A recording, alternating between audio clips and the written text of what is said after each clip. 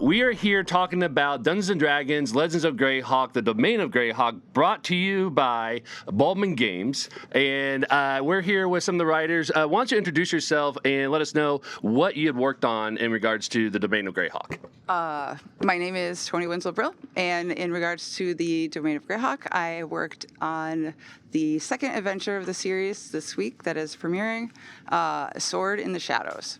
I'm Savannah Houston-McIntyre. I'm the creative director for Baldman Games, as well as the lead designer for the Domain of Greyhawk.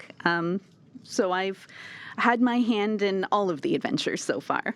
I'm Andy Dempz. I wrote the third adventure in the Greyhawk series, Murder Among Thieves, and my job is simpler than the other two of them because that's all I had to do.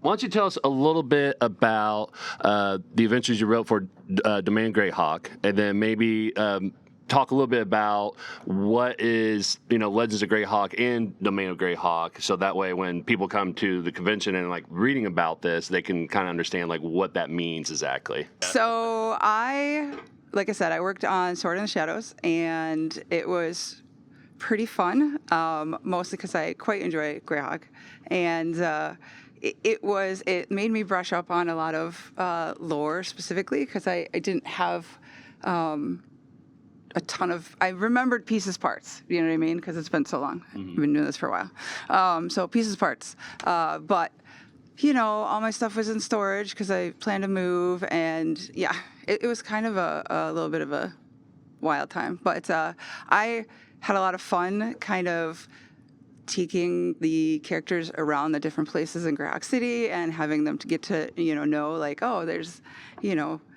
there's these dragon inns that all are kind of arguing with each other and playing practical jokes and, they're friendly rivalry. But then there's this third one that with the green dragon, it also wants to be in on it, but they ignore him. So it was a good time. And I got to kind of try a few different ways of doing mechanics, so that was kind of fun. Mm-hmm.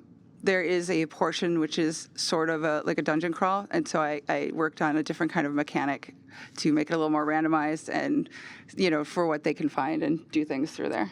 So it was pretty fun. Okay, so Legends of Greyhawk, organized campaign run by Wizards of the Coast. Baldman Games has 4 regions that we're in charge of. So my job as the creative director for Baldman Games is to weave those regions together that we're in charge of.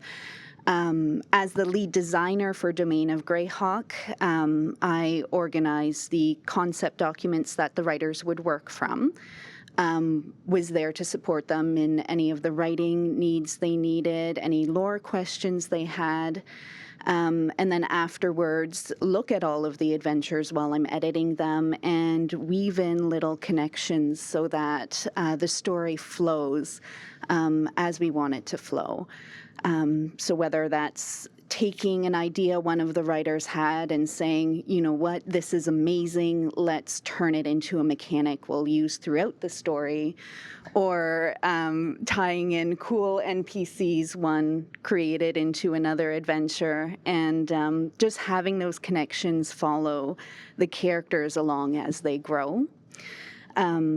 That's the exciting part for me, and just having the chance to highlight some of these really cool lore NPCs who back in the day didn't really get a spotlight, even though the lore going around them was critical to their development. We've been kind of pushing some of that into the forefront, and it's just been really fun to be part of shaping that. The adventure I wrote, Murder Among Thieves, one of the main challenges is it's a murder mystery, which is always challenging in a tabletop role-playing game unless you have a system specifically oriented around that. So that's further compounded by trying to fit that into a convention play slot.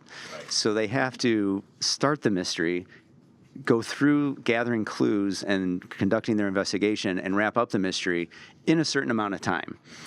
And one of the things I did to facilitate that was make sure that I tried to give the DM a lot of tools that they could use where if the players ever get stuck, they can be nudged along.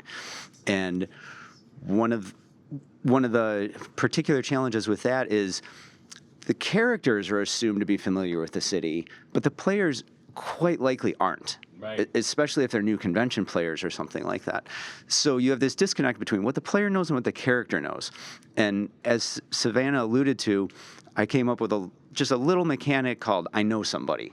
So if they ever get stuck, each player once per game can go, if they have a clue, and they're like, we don't know what to do with this. And one of them can go like, well, I know somebody. And then the DM refers to the appendix and says, well, you got this. You know that there's a shop in town that works with those sorts of things. Or you know that this is the seal of a certain office, and that would be located over here. And so it keeps the adventure moving along so they can get where they're going by the end. Right.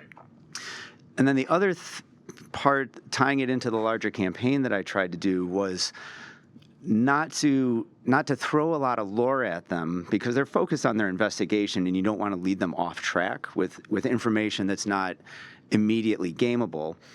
But instead, I tried to evoke as much of the city feeling as I could as they travel between the different districts.